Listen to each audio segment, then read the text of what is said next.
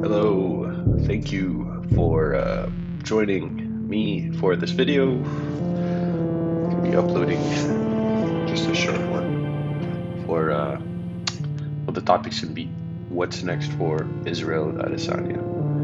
So I wanted to post this video a little earlier, but I wasn't able to.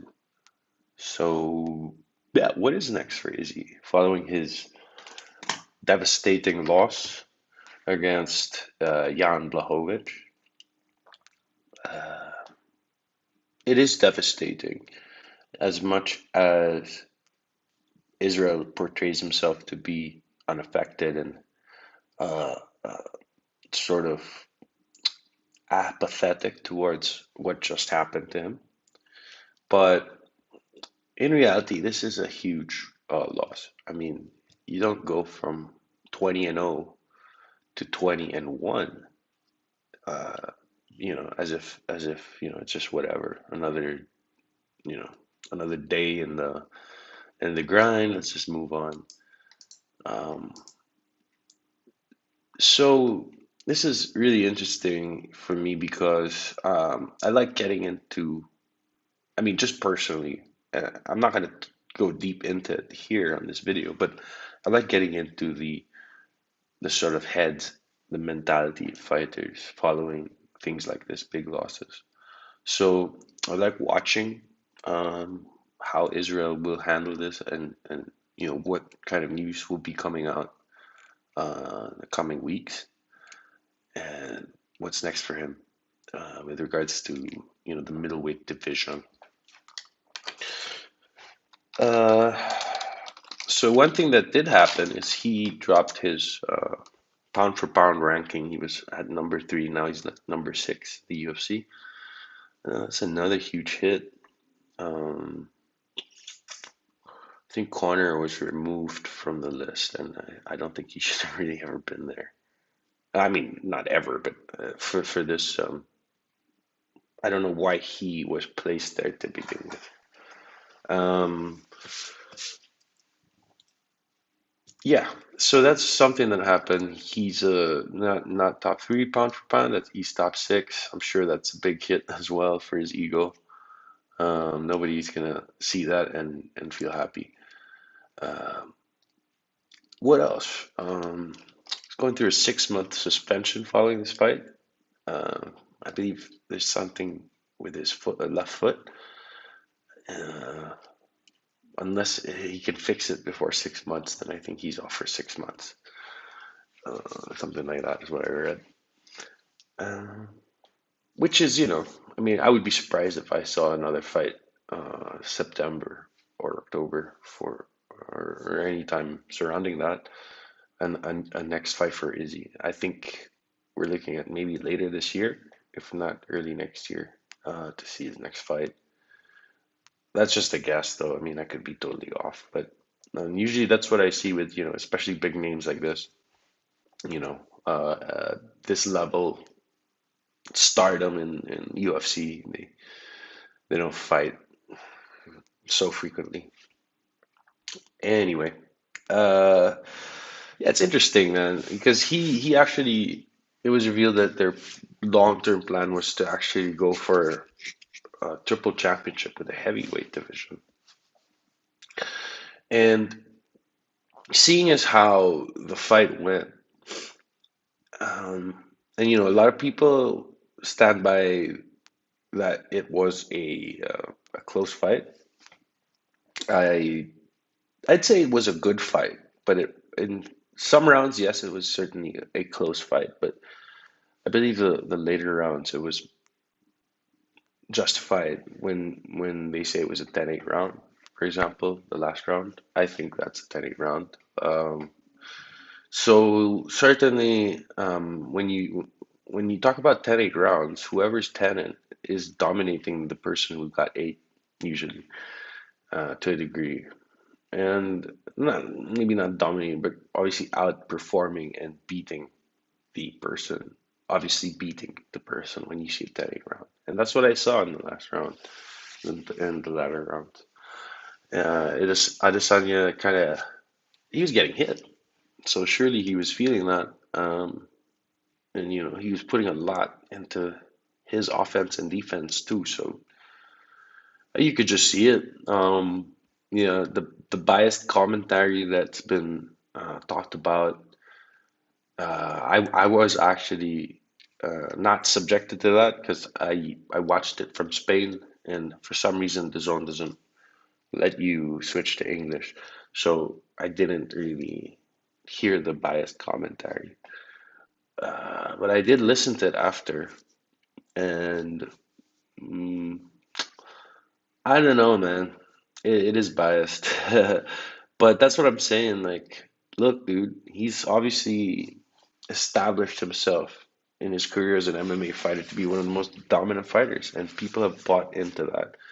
Honestly, I'm a fan of Izzy. I'm a big, I wouldn't say, yeah, I'm a big fan of Izzy. Like, I would travel to watch his fight. I would, line up to meet him, to shake his hand. But I'm not that huge of a fan. I don't really know too much about his kickboxing career. I know he's like 75-5, I think, which is really impressive for experience, and just a career as well. 75-5 is really impressive. But going back to what I mentioned, his plan was to be triple champ in the UFC. I think that who's making these plans? I mean, given that the way he was defeated by Peter Yan, he was defeated pretty significantly, I think. Um, what makes you think you could even, go past the light heavyweight and go up to heavyweight? Come on, man.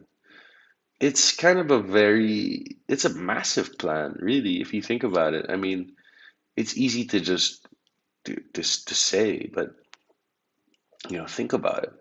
No one's ever done this in this sport, and to do it, it's a crazy endeavor. I mean, it's almost like godlike. So it kind of puts you in the head of Izzy in a sense of kind of what is this guy's like mindset, or how great does this guy think he is that he can establish these kind of plans? It's pretty interesting. Obviously, this guy has a very strong belief in himself without even experiencing a fight in that division. He's already thinking about taking the championship in the next one over. Wow. But honestly, who's making these plans? Given the result of the first step towards that plan was so disastrous, in my opinion. I mean, he has no business fighting in light heavyweight for a very long time. I mean, we're gonna have to see another level of Adesanya, and I just don't think we're gonna see that. That's the thing, though. I mean, if we're gonna see Adesanya reattempt this light heavyweight dream of his, it's not gonna be after. I don't think it should be. Certainly not immediately after this loss, you know. And I don't think it should be after maybe one title defense in middleweight. I think he should stay there for a fair few title defenses, and he has to show himself to be, you know, a little more dominant. He has to establish himself as someone who was better than Israel who attempted it before, and that's a tall order. Surely, a lot of people will think that they can achieve that, but at his level, to be honest, I mean, this guy has, you know, uh, he has achieved a lot. He's super good. He'll kick anyone's ass that I know. I don't know anyone who could beat the guy personally. Personally, no. I mean, I know a lot of people. I know of names, people I haven't met that could beat him. But I mean, he's a beast, basically. So um, I think it's possible. If you look at the division, there's not too many people up top he hasn't beat yet. And he's beat Whitaker, he's beat Costa, he's beat Vittori. Has he beat Jared Cannonier? I think he has. From yeah, But um, regardless, I mean, there's Darren Till and Vittori coming up the rankings. Gastelum again. I mean, Gastelum really gave it to him. But and Kevin Holland, look at that, rising the ranks as well. He has his fight with Brunson coming up. But yeah, let's say he's able to smash all these people from Kevin Holland up to Marvin Vittori. Let's say all five of them, include Jared, maybe a rematch with Paulo Costa. But let's say he's able to like go through all these guys and beat them again. Then maybe he should get another shot. If at that point he's like just whooping their asses and kind of giving the same vibe as Amanda Nunes, where people are questioning, like, who's gonna beat this guy? He's taking everyone in the division. There's no one left for him. Blah blah blah. Well, that's not where we're at. It to take some work to get there, and I think that's the only avenue for Israel. He needs to focus on his division and really try and get that level up, um, and then try again. What's wrong with that? But that would be your last shot, man. If you don't do it, then I guess you're done.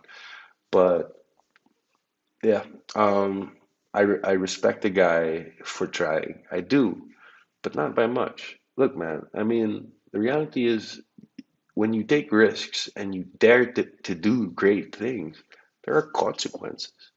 I mean, look, dude, I mean, you take a massive leap and try to land somewhere and you don't land there. So you land somewhere else or you crash land or whatever it is. That's going to be, I mean, that's a massive leap, right? That you try to take. It's going to be a pretty bad crash. So, I mean, take it. Honestly, I respect him for attempting, but after his loss, I lost more respect for him as that, one of the greats, one of the pound for pound best ever. He's not anymore in my mind. So that I'm sorry, it's a bit brutal, but that's what it is. I mean, you take risks. If you achieve, great. I mean, if he won, imagine what kind of a image and legacy he would have established for himself today. But he lost, so there are consequences. You can't just be like, oh, just don't blame him for trying. I mean, dude, this guy's not, we're not his mom. I'm not his mom to say like, oh, it's okay, son. I'm just proud of you for trying. Fuck that. You lost, dude. You suck. You sucked at that fight. And honestly, bro, if you add everything up, I mean, you don't look that good to me anymore. And you're below Kamaru now. You're below, uh, certainly below John Jones and a lot of other people. Not just the champions. So, good luck to Izzy, man. I hope that he can bounce back from this and really become a, another that Israel that can try it again. Mm, let's see. That's a tall order, though. Anyway, I just wanted to share my opinion about Israel Adesanya, and also, with regards to the John Jones fight. Mm, I'd like to see that, but I don't think it's happening after this result of Israel losing. Um, yeah, because they're two divisions apart.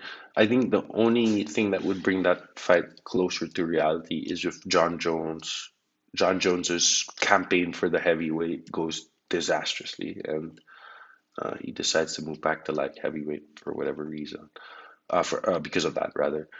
And yeah, then we might see that if that happens. But at this stage, because they have a whole division between them, it doesn't look like it would happen.